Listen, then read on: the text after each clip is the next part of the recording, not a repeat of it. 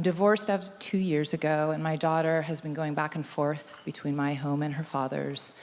And at first, before I was listening to you, it was beyond painful.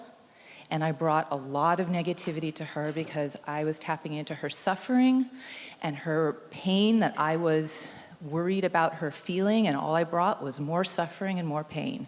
It's all right. And then I started shifting after listening to you, amplifying the good within me, amplifying the good within her. And acknowledging the value of the variety that she gets to live at an early age. The data collection that's going on with her will really serve her well. She has an opportunity of watching the way two significant people live their lives. Yes. That's big. Yes, and I've listened to your talks on that, and to say they have been life-saving is an understatement in the midst of difficulty. The issue I'm dealing with now is I sometimes feel like I'm a Disney character at home, bopping around, being really happy no matter what, trying. I guess that's the problem. I'm trying, like, keep my vibration high, be positive, let her be in her moods, and she's an adolescent, so she's in her own state. And I feel like we've become a little bit like characters. I'm in the house, like, positive, I love you, you're amazing no matter what, you're acting horrible, but I love you no matter what. Like, all of that vibration. And I'm doing this with love and with care, and I don't know if that outside voice of maybe I'm doing this wrong is incorrect. I'm not sure. I'm struggling with that. So let's talk about this, and we're happy that you brought up the subject that we were talking about, because this is a good way to approach this. So just relax. This will be easy and beneficial. You implied something that's important. You just can't fake it, because your point of attraction isn't upon the way you're appearing to be, and your point of attraction isn't even about the way somebody else perceives you as you appear to be. Your point of attraction is about what your vibration is, and your vibration is indicated to you by how you feel. So if you feel like you're faking it, then you are, and so that's not getting you very far. Now, we will acknowledge that we're just going to ask you what you would prefer. You can play along too if you want to. Would you rather be around someone who was tuned in, tapped in, turned on, or someone who was under the influence of something other than source energy? The first. Obvious. All right. So in a world of observation, which you're all part of manifestations, so you're part of the manifestation of your home, and so is your little one. You're both under the influence of each other to some degree. So would you prefer, if you were standing in your child's shoes, would you prefer a mother who is depressed or a mother who is happy? Happy. Would you prefer a mother who is depressed and pretending to be happy, or a mother who is depressed and acting depressed? Me? I want depressed pretending to be happy. Yeah. Wouldn't anybody? Path of least resistance. Is that a bad choice? Is it wrong to pretend that you're happy even though you're not? Or is that just the best choice you can make from where you are? So then let's take this a little deeper. Now we're going beyond just dealing with life as it comes and doing the best to cope with it. So would you yourself rather taste the sweetness of non-resisted thought, or never know what that feels like? Taste non-resistant. Would you rather attempt meditation and allowing your vibration to rise, or would you rather just take life as it comes and have knee-jerk responses to it? The first. Would you rather that your child read a book with all of the wisdom in the world in it, or watch real-life experience of someone learning to utilize their own guidance system? The latter. Would you rather feel your negative emotion or not know that you're vibrating in discord with what you want? The first. Feel it. Would you rather feel your negative emotion and pretend like it isn't and confuse your child, Or would you rather feel your negative emotion and respond to it the way negative emotion feels? Would you like your child to understand that you are learning your way? Or would you like her to believe that you know all of the answers already? Would you like her to understand how to experience life in her little body with her emotions? Or would you rather that she thinks that you're perfect and that she's failing? Yeah, the latter. Would you like to be tuned in, tapped in, turned on 100% of the time? Or would you like to be tuned in, tapped in, turned on most of the time? Realistically, the second. No, not realistically. Okay, the choice. first. Choice. All the time. Oh, get real. No.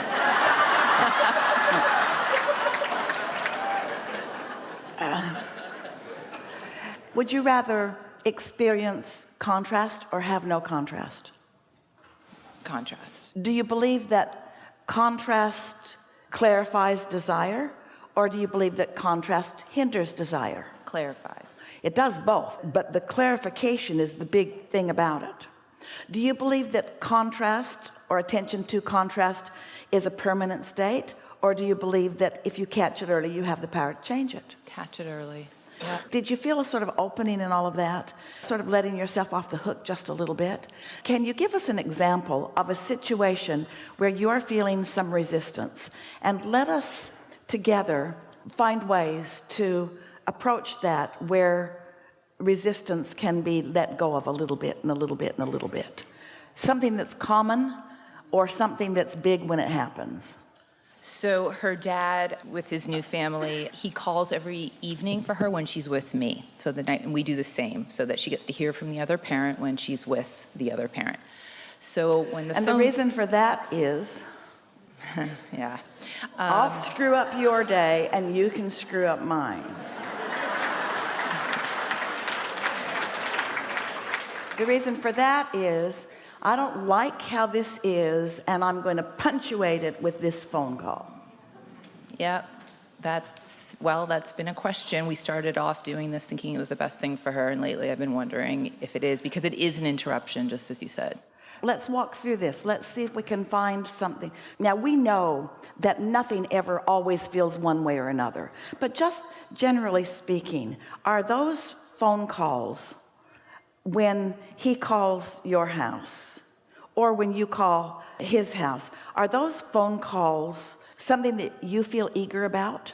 So that was my example, is when he calls, I'm the one that picks up the phone and gives it to her, and when the phone calls, I'm like, oh no, okay, sweetie, here's the phone, here's data.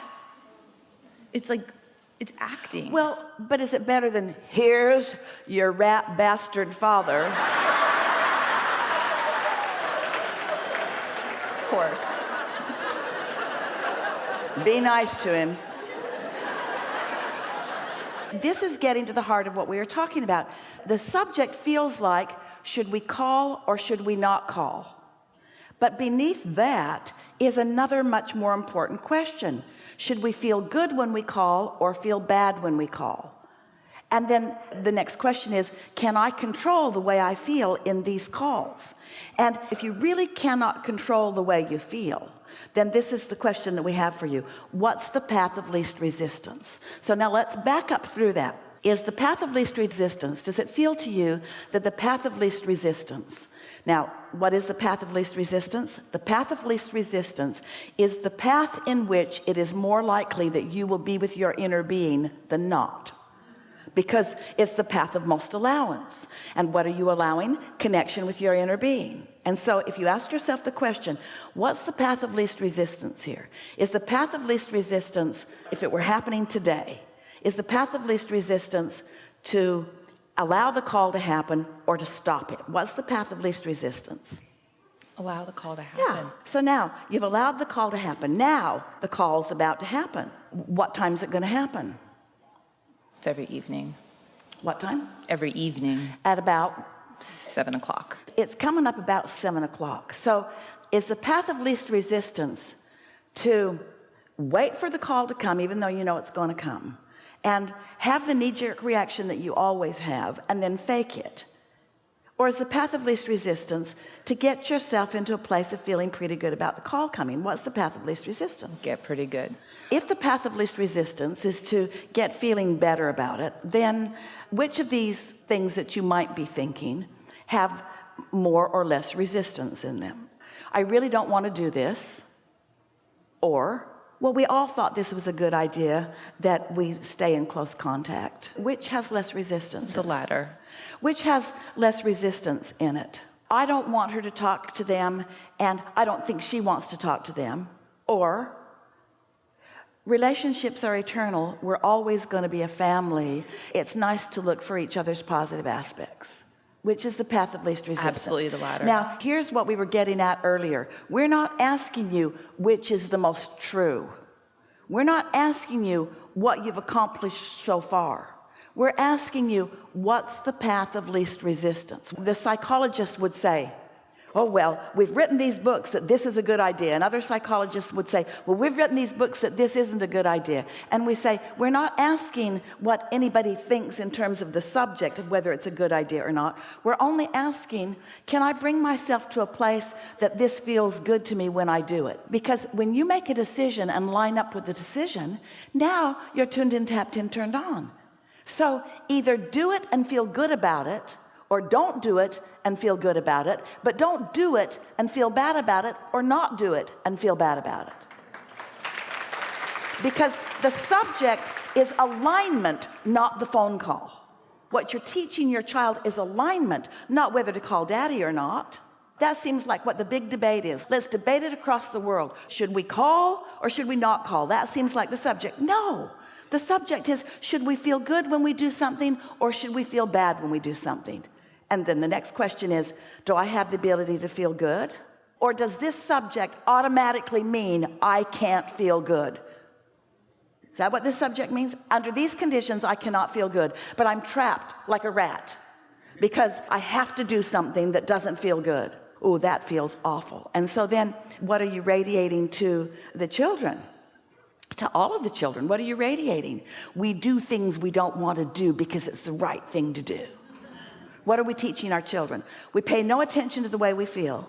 We don't play the big game of alignment. Instead, we play the little game of phone call or no phone call.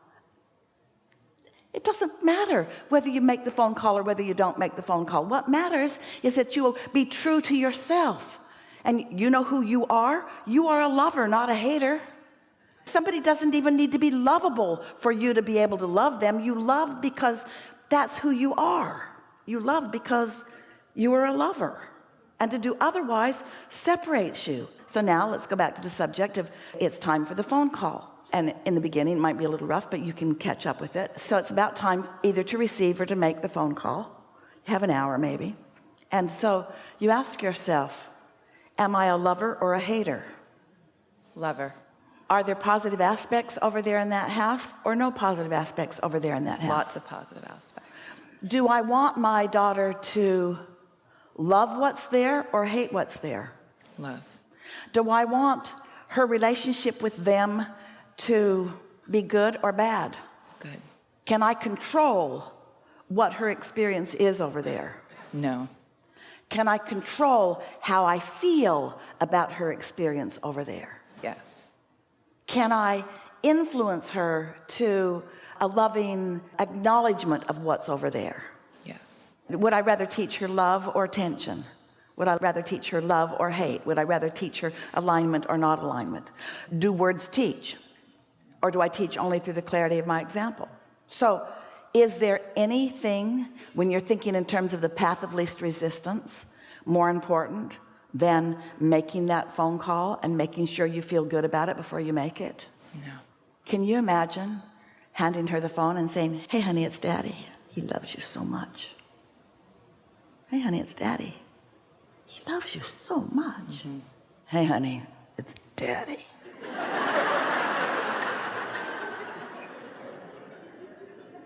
So the path of least resistance is coming into alignment with who you are. This was the best opportunity to amplify what we were talking about earlier, because the subject seems like it's the phone call, but it isn't. The subject is alignment. The subject seems like it's split families. It isn't. It's families. It's alignment. Helpful? Very.